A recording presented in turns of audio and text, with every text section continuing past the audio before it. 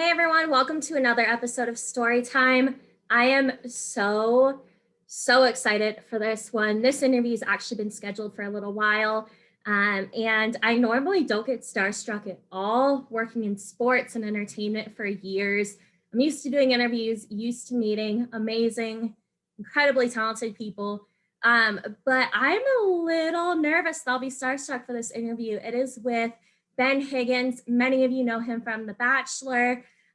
He is now a published author, and he's just doing so many amazing things for the community, for the world, and I'm really excited for y'all to get to know him a little bit better.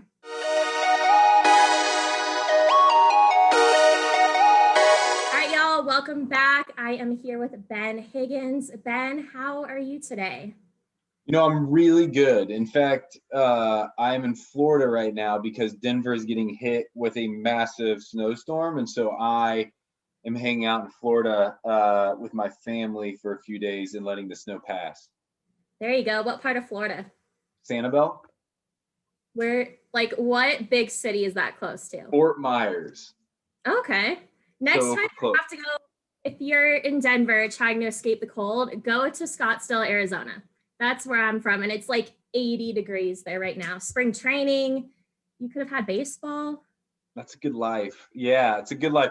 But I went the inexpensive route, and I flew to a place that had free housing. There you go. And I also want to ask you, speaking of Scottsdale, so I know that you've participated in golf tournaments before and stuff like that. So have you ever done the Waste Management Open before? I've been to it. 2 years ago, I went. I haven't played in like the Pro-Am or anything. But I've been to the Waste Management. I've played Weekapaw in Arizona, which is a great course. I played the Kierland course.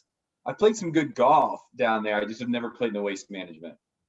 I think you need to have your management try to get you into the Pro-Am next year, because the 16th hole is, it's unreal. And I feel like people would love you. But are you good at golf though? That's the real question.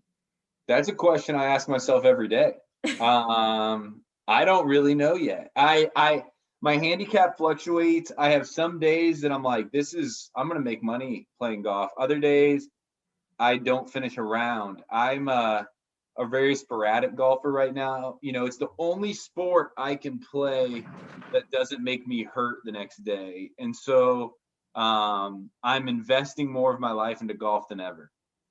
There you go. All right. Well, I want to start off by congratulating you. You had some pretty exciting news last month. Your book was released, so congratulations. What made you want to write Alone in Plain Sight? Wow, there's so many reasons. The first is that Thomas Nelson came to me and said, "Hey, do you want to write a book?" And I said, "Yes." And so that was one thing. And then I was like, I don't know what I'm going to write about, because writing about The Bachelor would be hard for me because I don't have a lot of untold secrets. There's not a lot to expound upon that would be interesting. And so as we talked about what the concept of the book was, I was like, I really want to write something that is inclusive for people, that brings people together. I told him about this journal that I kept for years, and it was some of my deepest, heaviest thoughts and moments. And they're like, "Could you write that into a book?" And I said, "Yeah, I could turn this into a book." And so that's what I did. And Alone in Plain Sight came from that, which ended up being a really cool transition from not knowing what I was going to write about to then writing about something super special. Yeah, and I was going to say, I've started reading a little bit of it, and just how vulnerable you are. I think it's something that obviously your life kind of played out on TV for, the show and all of that. And there's editing, and that's not really the full you. But I read about how you were sitting with your athlete friends and people were always wanting to take the pictures with them. And you were just kind of sitting there feeling like an outsider. And I think that's something that a lot of people can relate to with the imposter syndrome. And especially during COVID, where depression's at an all-time high and all of that. So what has the feedback been like from people since your book was released? Well, it's been really cool. Not unexpected, but a lot of people have reached out just saying, "Hey, I feel the same way," which was something I kind of got the hint that was going to happen when I started talking about the book, or I started talking about some of the stuff going on in my own life. Before I'd really ever voiced it, I was carrying all this weight being I'm the only one that feels this way. Then I write the book and I start telling people about some of my issues, and they say, hey, I feel that way too.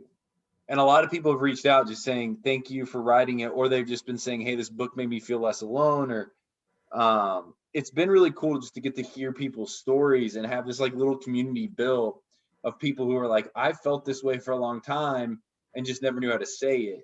So that's been the most of the response, is just so many people are feeling isolated and alone right now. That's amazing. And just kind of along that line, you also have the Instagram live series, hashtag Hope Still Wins. Yeah, thanks. So tell me kind of how that got started, because I know there's a different guest every episode. So how did you come up with that? You know, it's kind of wild. During COVID, you know, I was on tour when COVID hit. I was hosting a tour called Bachelor Live on Stage. And this hit, and then everything kind of changed. I had blocked out months of my life to do this tour. And so I was kind of like, I don't have anything going on. And I was talking to my agency, and they were like, hey, there's a big desire for faith-based programming. Do you have anything in mind? And I said, well, you know, I've always wanted to interview some of these people who I consider some of the best thinkers and inspirations in my life. Maybe I'll just do it while everybody's sitting at home. And that's where Hope Still Wins started, was with the idea that we could just face or Instagram live some of these people, ask them what's going on in their life, what they're hoping for, if they believe in hope at all anymore. And at least like maybe build this like little show around the idea that, you know, even some of the most like thought-provoking, intellectual, inspiring people are struggling also. Maybe that would connect us a bit. And that's where Hope Still Wins started, and it's still going strong. Like, we have an episode every week with incredible people. It's been a really fun project. So give it a little plug. When do episodes drop? Like, when can they catch the next one? Yeah, you can watch them anytime. They save to my Instagram, but they're live on Wednesday nights at 8 p.m. Eastern. And it's just a conversation with people that maybe you've heard of, maybe you haven't. Authors, podcasters, speakers, pastors, people who have no belief system whatsoever, just good thinkers, people who care deeply about the world. I bring them on, and we have a conversation live. And most of the time, comments are turned on for questions. We've been turned those off recently. People seem to get more negative than positive, and that's not the hope of the show. But I hope to turn it back on so we can start getting some questions from the audience. Love it. And then post-COVID, I know we're slowly getting out of it, but is there any plans for, potentially making Hope Still Wins a little bigger? There are. It's a great question. I'm really hoping within the next 2 months we can have a really exciting announcement about making it into more of a podcast where it's accessible for more people than just my Instagram. We can spread it that way. I hope we can be doing that in the next 2 months. We'll see, but that's kind of the hope. And the thing I'm working on right now is, what does this look like to make it sustainable? Right now, it's great. It's on Instagram Live, but it's me being there every Wednesday night. There's no like sustainability to it because the team that works on it does it for free, which is great and the goodness of their heart, but I don't want to have to do that forever. And so we're looking to make it into a podcast, hopefully still have the video aspect to it, but make it more accessible. Awesome. And then you mentioned being on tour. I think y'all came to Reno as one of the last stops. That's where I am right now.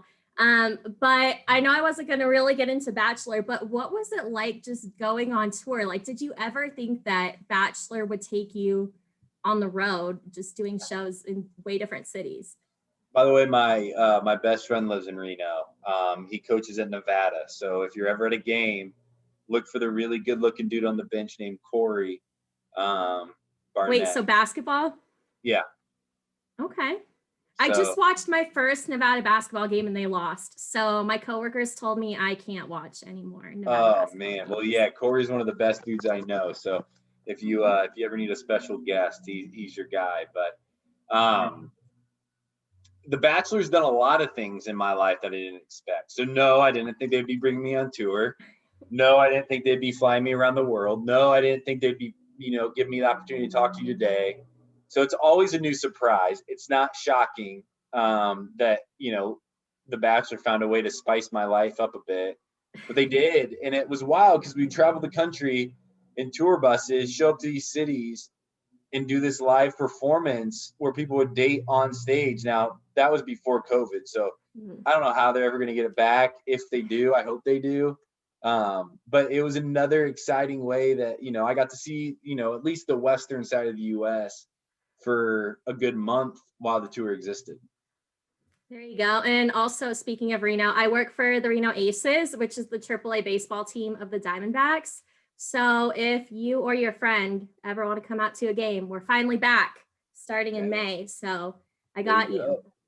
There you go. Look at you with the connections. Hey, I try. Reno's a small city, so I feel like everyone has a connection somewhere here. But okay, so to brag about you a little more, you are also the president and co-founder of Generous Coffee, which I know has been around for a little bit, but you also talked about the main beneficiary, which is Humanity and Hope United. I know you posted about how they had a couple huge hurricanes in Yeah. Honduras and how they really need help. So just kind of let everyone know, if they buy this coffee, how it goes to help those people that need it the most, and also where they can go to buy it. Yeah. Well, thank you for bringing it up. It's a big deal. So yeah, Generous is the company that it's a for-profit, for-purpose business. So we donate 100% of the profits to nonprofits and social causes around the world that are fighting human-facing injustice. And Humanity and Hope is our main beneficiary because we started Generous with the idea that we could sell a bunch of products and be a sustainable fundraising source for these nonprofits, which is something that's been incredible to be a part of. Um, Humanity and Hope United does most of their work in Honduras, and they have 4 communities in Honduras that they work within. And the cool part about Humanity and Hope is they go into these communities, they ask the people, what do you need, what do you want, what do you dream of, and how can we help? They don't go down to be the saviors. They don't go down to tell them what they need in their life. It's a partnership.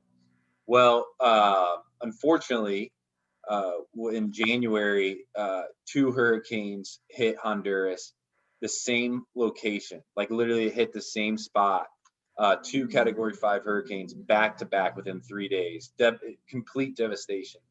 And we're talking a country that doesn't have a lot of government support, that doesn't really have a lot of support in general. So these people are kind of left on their own to rebuild and get back up and going. I was actually down there 2 weeks ago, kind of assessing the damage, and it's devastating, yet it's beautiful because the people have responded in such urgent and efficient ways. Like they're rebuilding their communities, they're rebuilding their businesses, they're rebuilding their schools and their healthcare systems. It's incredible to see, but there's still a lot of work to be done. And so, yeah, I've been a part of Humane Hope United now for 11 years, and which is pretty awesome. And one of the best ways to support Humane Hope is to purchase from Generous. That's always a big deal for us. And so you should go to generouscoffee.com and buy some coffee if you drink coffee. What's your favorite flavor? Like, which one would you recommend that people get? Right now, I'm really big into Ethiopian. We have an Ethiopian blend that's good, but we do single origin. So every couple months, our coffee changes because we have to go out and find the specific farm. But right now, it's the Ethiopian that's really most people are loving it. I do. I love it. Perfect. And I know I think it was somewhere on the site, you had mentioned that there's bigger plans for 2021. I don't know if the video was recorded prior to COVID, but just kind of getting more people involved, potentially going on these trips with you. So how can people get involved, and what's in store when it's safe for everyone? Well, one of our big plans was to start taking as many people as possible to our coffee farms to show them the coffee process. It's really cool to highlight these producers who are doing incredible stuff on the ground, but also highlight the injustice that's going on with these producers to show that like coffee producers aren't making much money at all. In fact, they can't hardly afford clean water or school or healthcare. So we want to bring people down to show why our price is a little higher and then where our money is going. COVID changed that. So one of the best ways to get involved right now is really going out. If you drink coffee or if you wear t-shirts or whatever, to go to Generous Coffee and buy. 100% of the profits are donated back. So the owners agreed when we started to sign off on all abilities to collect a profit on the value of the business or on the sale of a product. So I don't make anything on it. We have 2 paid employees who just work their brains out to make this thing happen. And I just get to be a part of it. Like I just got to kind of guide and speak into it a little bit, but it's been just a really fun way to see for-profit business be used for good. Love that. And I will definitely recommend it to everyone here in Reno. Thank Just you. small city, but we'll try to do some good. Get that word out. Come on. Hey, I'll use the podcast. We'll do what we can. Thank you. So I also want to talk because Jessica, your fiance, obviously everybody saw what happened before the relationship. I mean, your love life was for millions of people to see, but I think so many people are happy with where you are right now with Jessica engaged. I think I saw y'all just got a place together. I think, was that what I saw on your Instagram? We got a place we're going to be moving into together. Right now it's her kingdom. And I'm going to be stepping inside of it. I still have the house in downtown Denver, but we bought our long-term house in Golden, Colorado. We've been doing some demo work. We've been like fixing it up a bit. It's been really fun. But yeah, she has officially moved to Denver, which is awesome because she's been there, a month and a half. And we've had 2 of our biggest snowstorms in like 10 years during that time. So she's questioning it now, but she still says I'm worth it. Oh, where is she originally from? Nashville. She doesn't have to deal with the snow like we do. Oh man, yeah, she really got the taste of that. I have only been to Denver when it's been like 90 degrees for Rockies D-back series, but the turbulence alone in like December for connections is enough for me to never want to move to Denver. Just keeps life exciting. But yeah, it's funny. I mean, right now we have 4 foot of snow. And she says she's 5'1". I don't know if she is, but like that would be up to her neck. I mean, that's deep. Oh no. Oh, well, I want to ask you though. So I know obviously you guys have such a beautiful relationship and it's so fun to see just how much it's grown, and the love that you two have.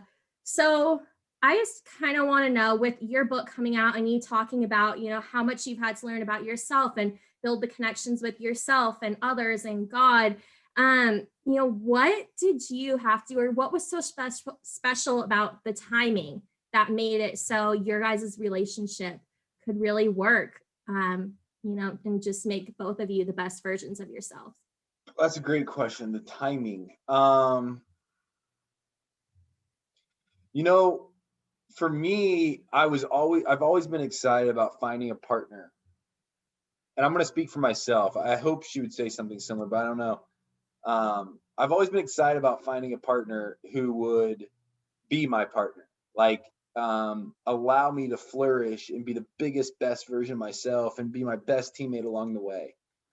And she's done that. Like she stepped into a really difficult scenario where, she was kind of constantly have to hear about past relationships. She was going to have to constantly hear about me being the Bachelor and all those things. And she just stepped into it and grabbed my hand and led me through it in a lot of ways. I think in terms of timing, it's always been the timing. It's just having to find the partner that would support me in whatever season of life I'm in. And she's it. I mean, she's just my best friend. She allows me to be me.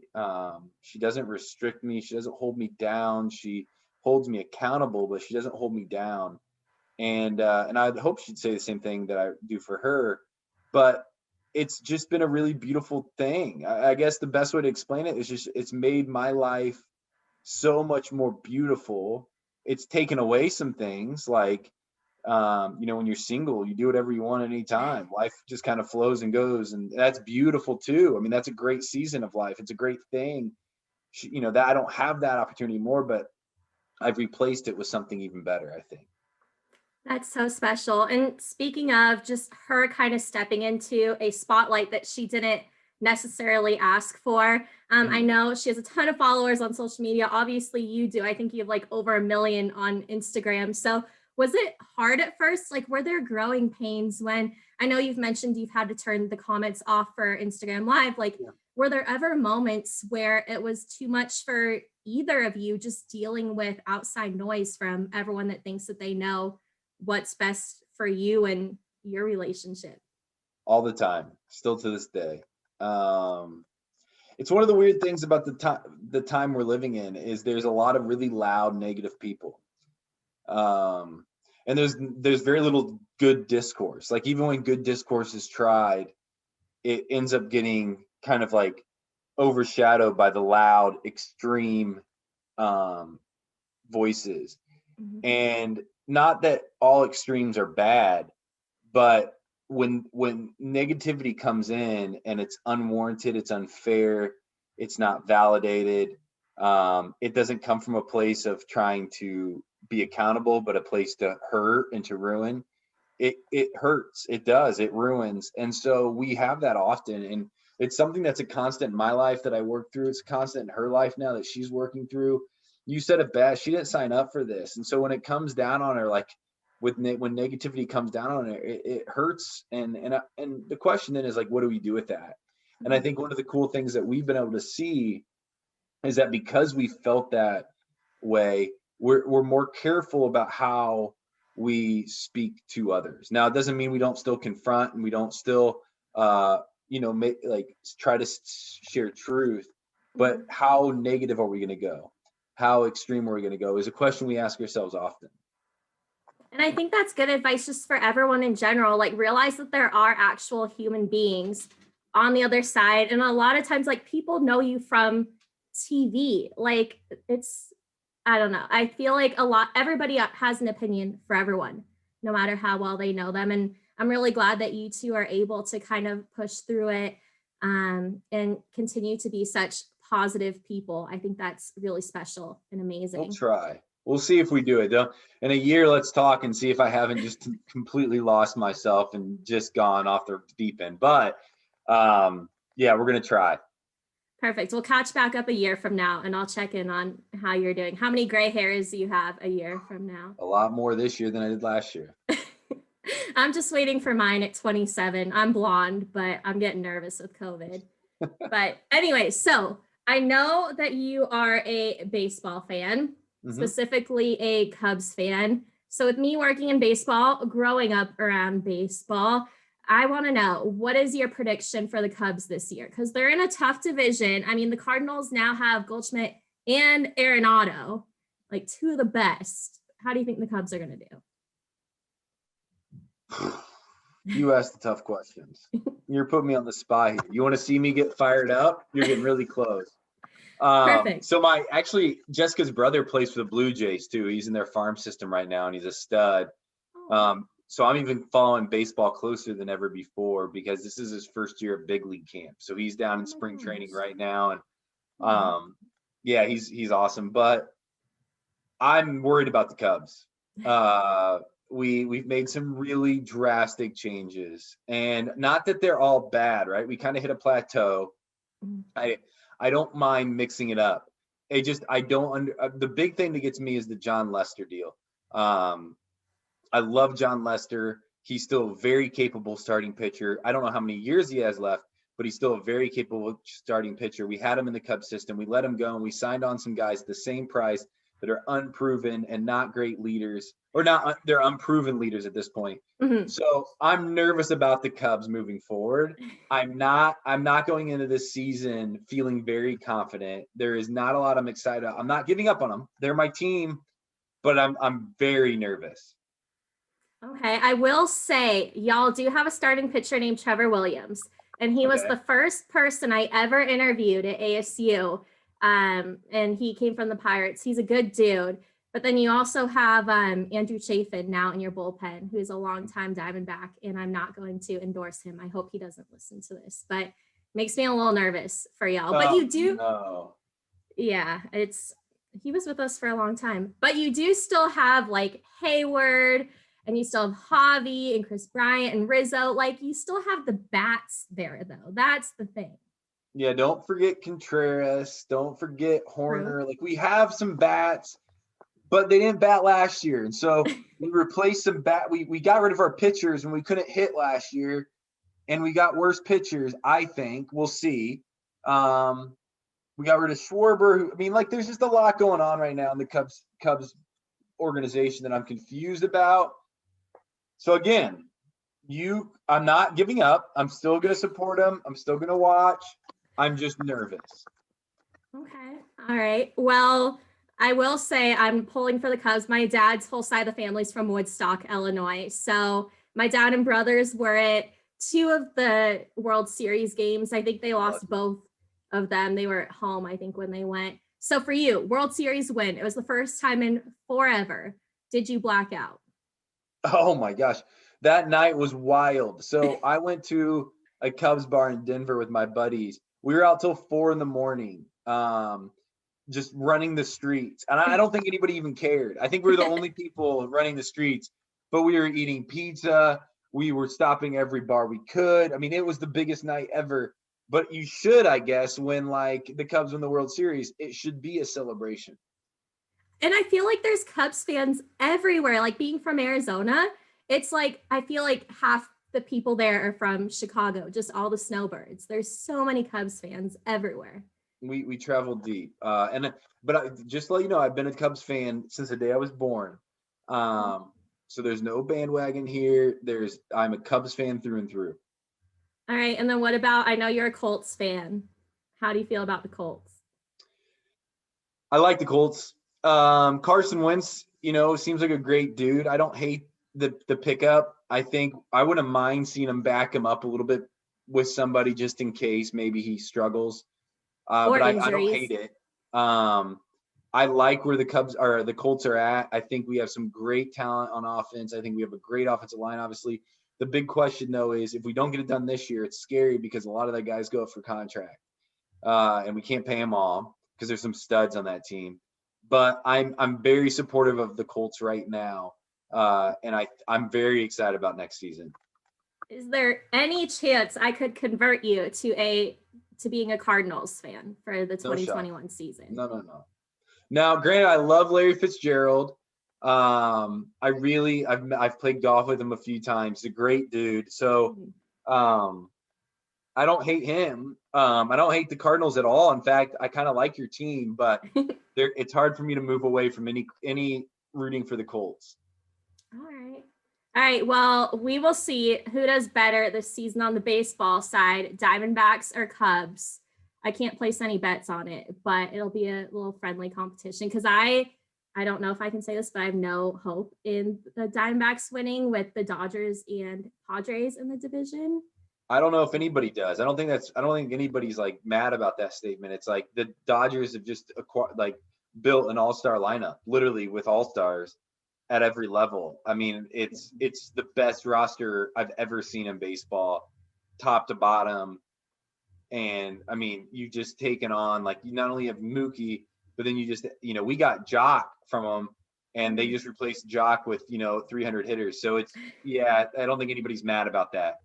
Jock is a great dude. I will say that. I had him catch first pitches for me in spring training in 2015 when he was a rookie. And normally I get attitude from the big name guys, but he was so nice. I know he's had some struggles, but yeah, the Dodgers just signing on Trevor Bauer for like the biggest contract and Mookie Betts, and just I feel bad for their AAA guys. Like there's no shot that they ever break the roster unless there's injuries. No. Yeah. All right, Ben. Well, this has been so fun. I'm really glad that people got to know you from outside The Bachelor, but tell everyone where they can follow you on social media. Courtney, you're the best. Thank you for having me today. So the best ways to support or follow me. So you go to Higgins.ben on Instagram. You can kind of see everything there. Watch on Wednesday nights, Hope Still Wins. Go to generouscoffee.com. And if you drink coffee, it's an e-commerce store. So it's delivered to your door within a few days. It's the best coffee, I promise. And it gives back. You can go to benhigginsbook.com and buy Alone in Plain Sight. If you're somebody out there who feels alone or isolated or disconnected, I do believe this is a tool for you. I don't believe it's going to fix everything, but I believe it can help. I would love for you to read it and review it online to let me know what you're thinking.